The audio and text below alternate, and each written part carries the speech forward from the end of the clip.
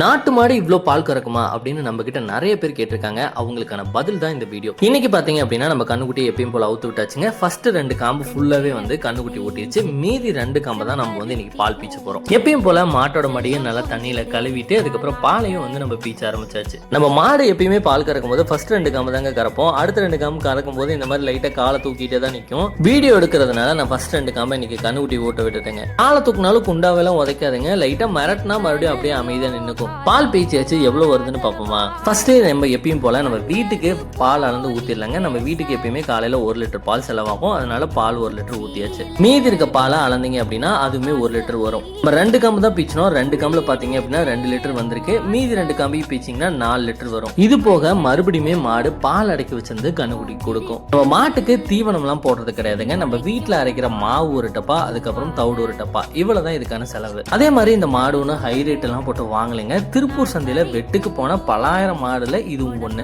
காப்பாத்தினது பாத்தீங்கன்னா கொங்கு கோசாலை டீம். அவங்க கிட்ட இருந்து தான் நம்ம மாடு வாங்கிட்டு வந்தோம். நாட்டு மாடுகள்ல இந்த மாதிரி மில்க் பிரீட்ஸும் நிறையவே இருக்கு.